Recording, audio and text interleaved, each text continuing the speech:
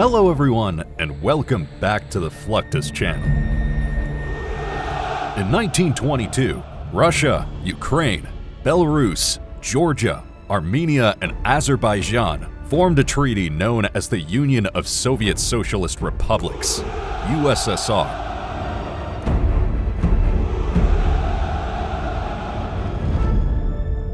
At its peak, the USSR contained 15 Soviet Socialist republics. However, the military history of the Soviet Union began after the 1917 Russian Revolution and the formation of the Red Army, which defeated the Nazis in World War II and got recognized as a major military force. In fact, the victory over Germany and Japan in 1945 proved that the Soviet Union was the sole superpower rival to the United States. The Cold War between the two nations led to military buildups, the nuclear arms race, and the space race.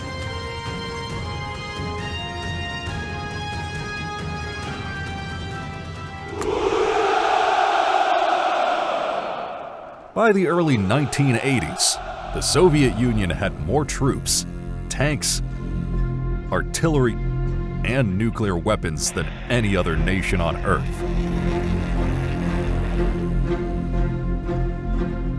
Even after developing such a majestic military power, the Soviet Union fell in 1991 because it wasn't a military defeat.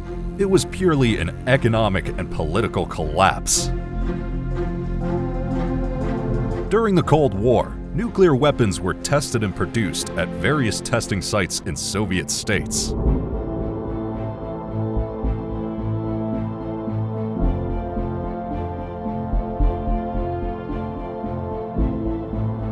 As the Soviet Union collapsed, approximately 32,000 strategic nuclear warheads were abandoned in Ukraine, Kazakhstan, and Belarus. Most of them atop intercontinental ballistic missiles, ICBMs, ready to be fired at targets in the US.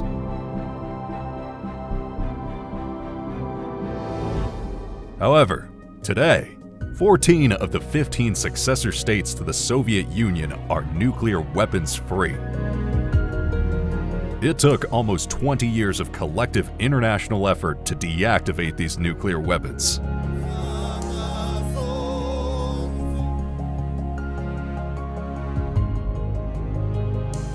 The weapons were returned to Russia, where they were dismantled, and the nuclear material in the warheads blended down to produce fuel for civilian reactors.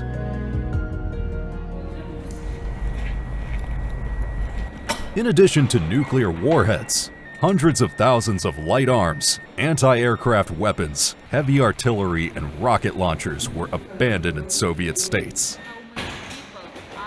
As compared to other countries, Ukraine possessed a large arsenal of old and obsolete weapons and munitions, which posed a potential threat not only to Ukraine, but also far beyond its borders. These weapons could have provoked a large-scale man-made catastrophe, as many arsenals and depots were in the vicinity of important industrial facilities, including nuclear power plants. Years after the dissolution of the USSR, Ukraine was unable to dismantle this weaponry.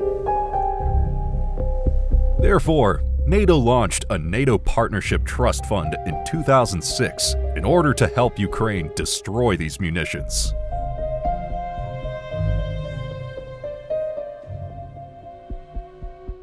The first phase of this program saw the safe destruction of 15 tons of ammunition, including 400,000 small arms and light weapons, and 1,000 man-portable air defense systems.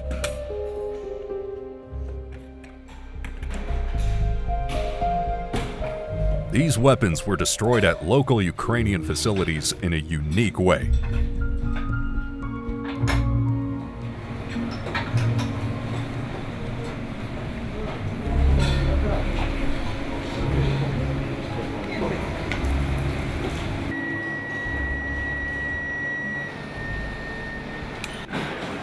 For instance, large bullets, typically used with a machine gun, were shoved into a rotating cylinder until they were completely D-shaped and deemed unusable.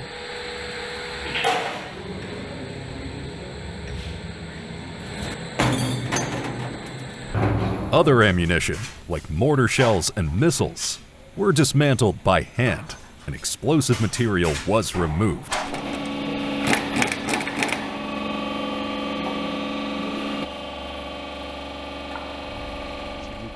On the other hand, small arms such as rifles were disassembled by highly trained personnel.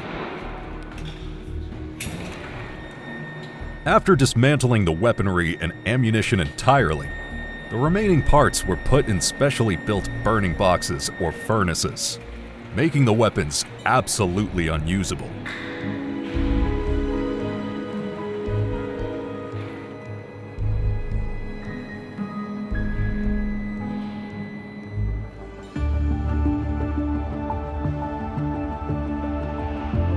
It is estimated that the Soviet Union had approximately 45,000 nuclear weapons stockpiled at the time of its collapse, which were mostly tested at the Semipalatinsk test site in eastern Kazakhstan. According to official records, the Soviet Union carried out 456 nuclear explosive tests at this site during the Cold War. Out of these tests, 116 were performed in the atmosphere and 340 underground. While some of the nuclear tests conducted at Semipalatinsk involved atomic explosions, other experiments mainly focused on studying the impact of conventional explosions on plutonium and highly enriched uranium, HEU. These materials were either used as fissile materials in nuclear bombs or to ensure the safety of nuclear weapons during a simulated accident, such as a fire or nearby explosion.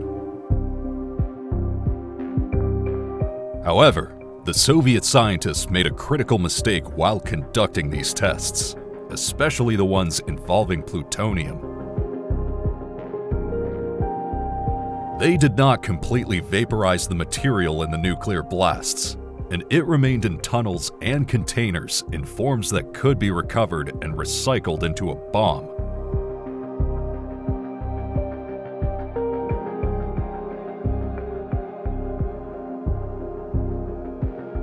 Moreover, the Soviet Union discarded equipment that included high-purity plutonium that would have provided materials to easily create a sophisticated nuclear device.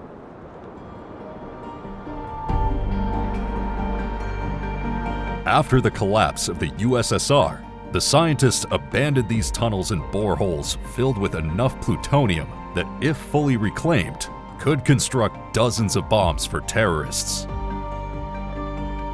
In 1995, the United States, Russia, and Kazakhstan started their efforts to locate these tunnels and remove this threat entirely.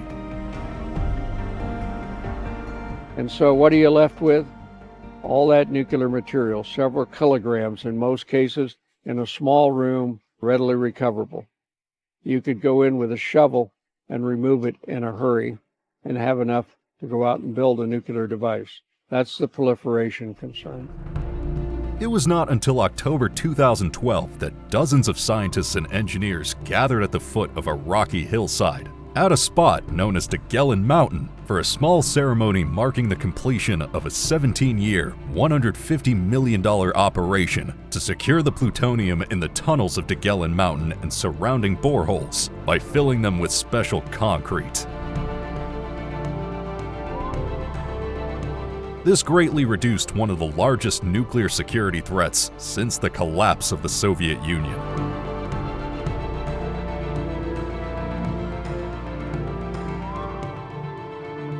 The United States was at the forefront of securing and dismantling weapons of mass destruction and their associated infrastructure in the former states of the Soviet Union. The U.S. launched the Nunn-Lugar, or Cooperative Threat Reduction (CTR) program, dedicated to addressing the large nuclear arsenals inherited by former Soviet states like Russia, Ukraine, Belarus and Kazakhstan after the Soviet Union's collapse.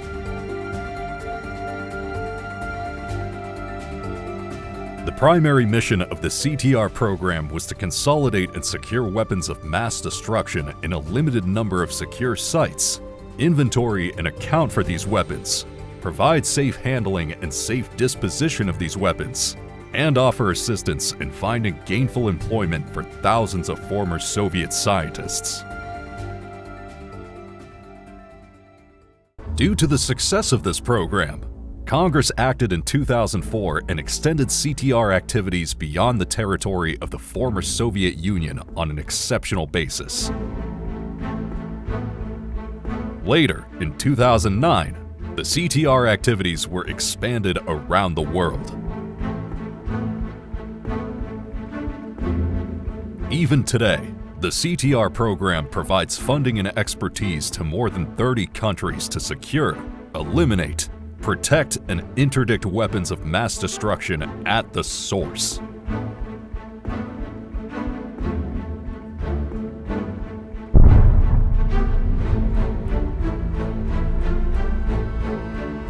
When it comes to the United States' own stock of unused chemical weapons, it reached approximately 40,000 tons of weapons stored at 9 sites in the United States. As these weapons had been stored since World War II, they had become obsolete and deteriorated with age.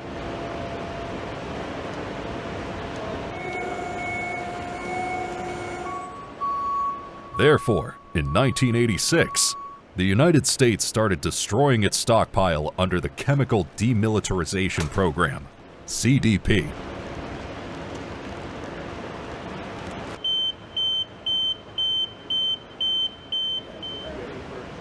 Several private companies, including Bechtel, were contracted by the Department of Defense to support their mission of meeting national commitments under the Chemical Weapons Convention to destroy the nation's chemical weapons stockpile.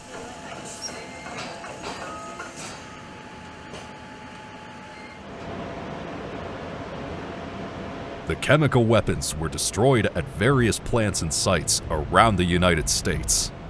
For instance, the Pueblo Chemical Agent Destruction Pilot Plant, or PCA-PP, destroyed the chemical weapons stored at Colorado's U.S. Army Pueblo Chemical Depot.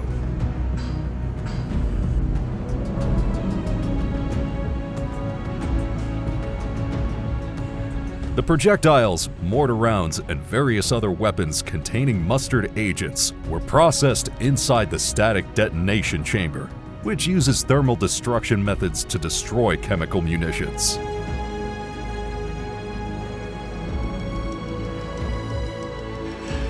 The munitions were fed through an automated loading system and heated until the explosives deflagrate or detonate.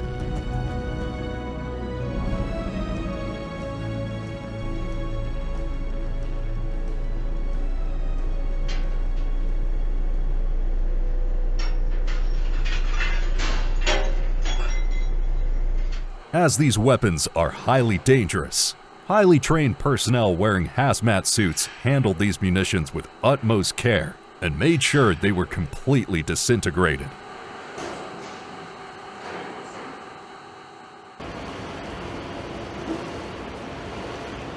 Disarmament efforts, especially after the collapse of the Soviet Union, play a crucial role in strengthening global security.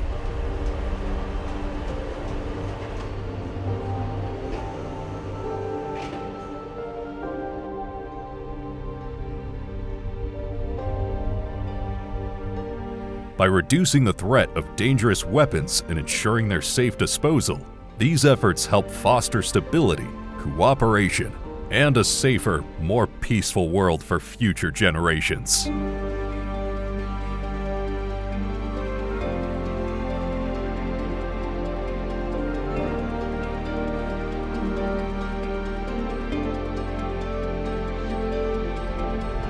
That's the end of this video. I hope you enjoyed it. Make sure to subscribe to this channel so you don't miss any of our new content. See you next time.